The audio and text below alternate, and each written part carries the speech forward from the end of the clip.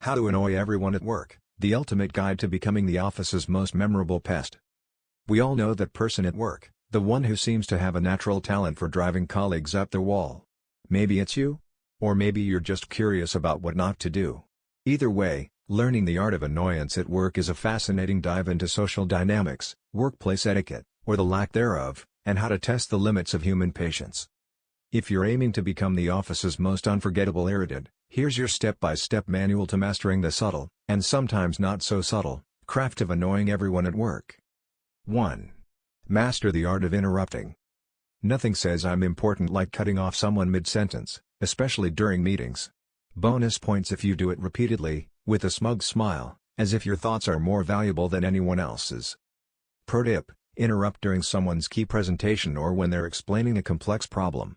That way, your timing truly stings. 2. The loudest keyboard warrior.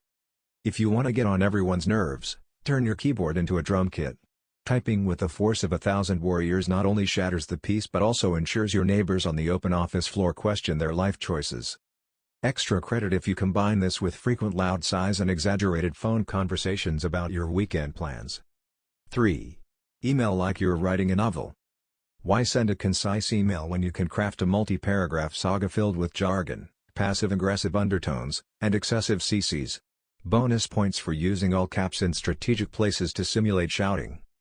Don't forget to reply all with irrelevant comments. Your entire department needs to know that you think this is crucial. 4. The smelly lunch showdown. Everyone loves the mystery lunchbox smell wafting through the office. Bring in the strongest smelling food you can find, think fish, garlic, or something that's been simmering on the stove for hours. Bonus: reheat it in the communal microwave for maximum effect.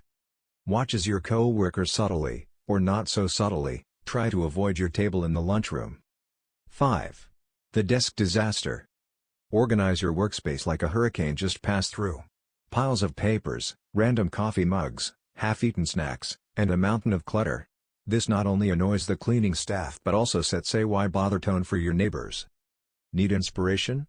Think creative chaos but without any actual creativity. 6. The serial complainer.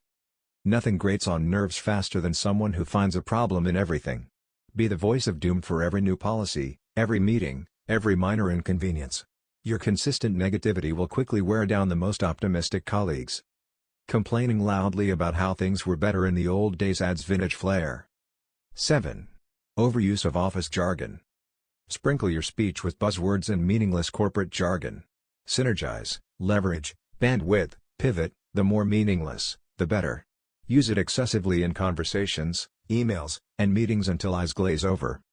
Bonus annoyance if you misuse them or combine unrelated terms like pivot the bandwidth to optimize synergy. 8. The never-ending small talk machine. Engage every colleague in small talk that never ends.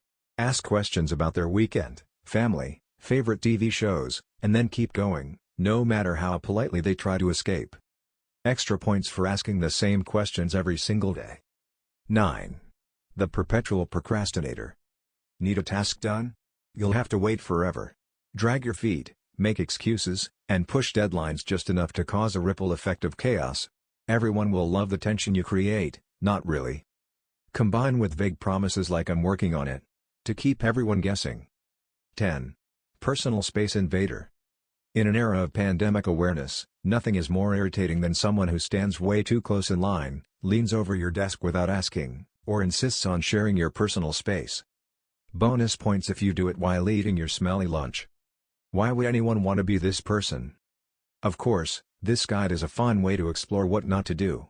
Being annoying at work can hurt relationships, stall your career, and create an uncomfortable environment. But if you do want to stand out, try standing out with kindness and professionalism instead. So, whether you're the office pest or just here for the laughs, remember, sometimes knowing what annoys people most helps us become better co-workers.